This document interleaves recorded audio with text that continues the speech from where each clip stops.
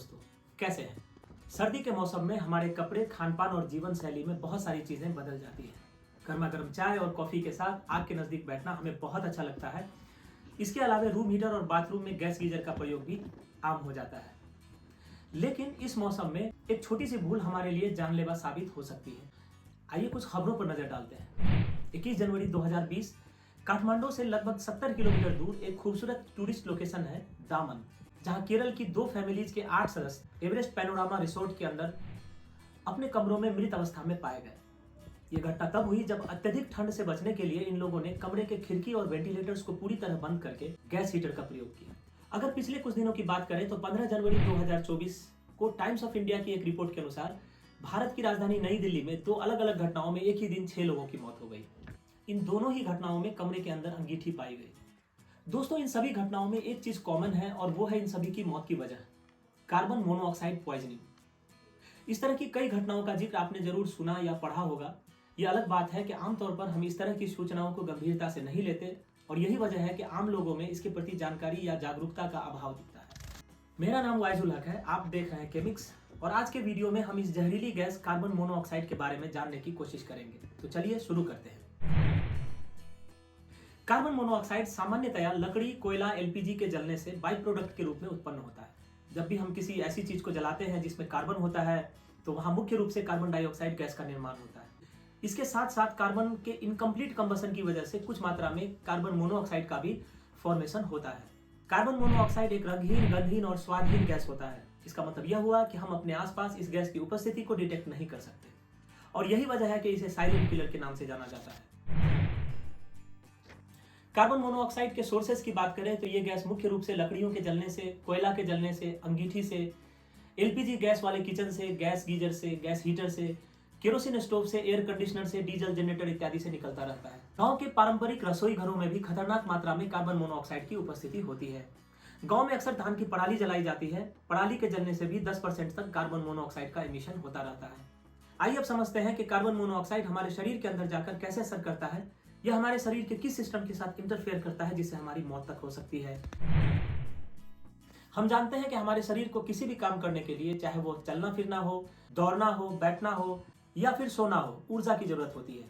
ऊर्जा की यह जरूरत सेल्यूलर रेस्पिरेशन से पूरी होती है।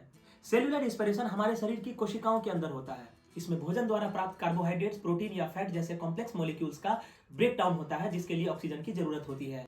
इसी प्रक्रिया के फलस्वरूप एटीपी के रूप में एनर्जी प्रोड्यूस होता है जिससे हमारा शरीर विभिन्न कार्यों को कर पाता है। कोशिकाओं तक ऑक्सीजन पहुंचाने में हीमोग्लोबिन की मुख्य भूमिका होती है। हीमोग्लोबिन हमारे ब्लड यानी खून में उपस्थित एक प्रोटीन होता है। जब हम सांस लेते हैं तो हवा में मौजूद ऑक्सीजन हीमोग्लोबिन से अटैच हो जाता है जिसे ऑक्सी हीमोग्लोबिन कहते हैं। ऑक्सीजन युक्त हीमोग्लोबिन रक्त के साथ हमारे शरीर के कोशिकाओं में पहुंचकर ऑक्सीजन की डिलीवरी करता है जिससे सेल्यूलर रेस्पिरेशन की प्रक्रिया पूरी की जाती है। सामान्य परिस्थिति में जब हवा में कार्बन मोनोऑक्साइड मौजूद नहीं होता है तब हीमोग्लोबिन के साथ ऑक्सीजन की बॉन्डिंग सामान्य रूप से होती रहती है। यह प्रक्रिया तब बाधित होती है जब हवा में कार्बन मोनोऑक्साइड का कंसंट्रेशन बढ़ता जाता है।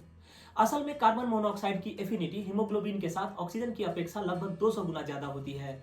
इसका परिणाम यह होता है कि हीमोग्लोबिन की बॉन्डिंग ऑक्सीजन के बदले कार्बन मोनोऑक्साइड के साथ होनी शुरू हो जाती है और इस तरह ऑक्सीजन की कोशिकाओं तक पहुंचने की प्रक्रिया रुक जाती है जिससे ऊर्जा का उत्पादन बंद हो जाता है। कोशिकाओं में पर्याप्त ऑक्सीजन की कमी को मेडिकल टर्म में हाइपोक्सिया के नाम से जाना जाता है। इसके कारण शरीर का प्रत्येक हिस्सा कमजोर और पैरालाइज हो जाता है। मांसपेशियों पर से नियंत्रण कम होने लगता है और व्यक्ति अपने शरीर के किसी भी अंग को हिला डुला पाने में असमर्थ हो जाता है। जब भी किसी का शरीर कार्बन मोनोऑक्साइड से प्रभावित होता है तो प्रारंभिक लक्षणों में सरदर्द और कमजोरी का एहसास होता है, नींद आती है, सिर चकराने लगता है, उल्टी होती है और आंखों में धुंधलापन महसूस होता है। अगर असर ज्यादा हो तो मांसपेशियों पर नियंत्रण नहीं रहता, इंसान अपने शरीर को हिला डुला नहीं सकता और बेहोश हो जाता है। आइए अब हम उन उपायों की चर्चा करते हैं जिससे कार्बन मोनोऑक्साइड पॉइजनिंग से बचा जा सकता है। नंबर 1, हमें अपने घर के एलपीजी स्टोव, गैस गीजर और एसी जैसे उपकरणों की समय समय पर जांच और मेंटेनेंस करवाते रहना चाहिए। नंबर 2, हमें किसी भी जलती हुई चीज जैसे अंगीठी, गैस हीटर इत्यादि को बंद कमरे के अंदर यूज नहीं करना चाहिए। नंबर 3, हमारे कमरों का वेंटिलेशन सिस्टम अच्छा होना चाहिए जिससे हवा का सर्कुलेशन होता रहे और घर के अंदर कार्बन मोनोऑक्साइड या अन्य किसी भी जहरीली गैस का कंसंट्रेशन घातक रूप से नहीं बढ़ पाए। आपने अक्सर देखा होगा जब ठंड बहुत ज्यादा बढ़ जाती है तो कई लोग खिड़की दरवाजों के अलावा वेंटिलेटर्स को भी कवर कर देते हैं। यह हमारे लिए जानलेवा साबित हो सकती है, इसीलिए कभी भी वेंटिलेटर्स को पूरी तरह कवर नहीं करना चाहिए। नंबर 4, कार्बन मोनोऑक्साइड पॉइजनिंग से बचने के आखिरी उपाय के रूप में कार्बन मोनोऑक्साइड डिटेक्टर नाम का उपकरण लगाया जा सकता है। यह उपकरण वातावरण में कार्बन मोनोऑक्साइड के कंसंट्रेशन लेवल को लगातार चेक करता रहता है। कार्बन मोनोऑक्साइड का लेवल बढ़ने पर यह उपकरण अलार्म बजाकर हमें सावधान कर सकता है। अगर कोई कार्बन मोनोऑक्साइड पॉइजनिंग से प्रभावित हो तो क्या करना चाहिए? कार्बन मोनोऑक्साइड पॉइजनिंग एक इमरजेंसी है और मरीज को तत्काल मेडिकल अटेंशन की जरूरत होती है। शुरुआती लक्षण हो तो प्रारंभिक उपचार के रूप में मरीज को खुली और ताजी हवा में रखा जा सकता है। लेकिन अगर प्रभाव ज्यादा हो तो एकमात्र उपाय मरीज को 100% ऑक्सीजन देना होता है, जिसके लिए हमें तुरंत अस्पताल जाना चाहिए। आइए हम अपने आसपास होने वाले इस तरह की किसी भी दुर्घटना से बचने के लिए जागरूक बने, खुद भी बचें और दूसरों को भी बचाएं। उम्मीद है आज की वीडियो आपको इन्फॉर्मेटिव लगी होगी। इस वीडियो में बस इतना ही। तो खुश रहें, अपना बहुत सारा ख्याल रखें और हमें दीजिए इजाजत। अल्लाह हाफिज।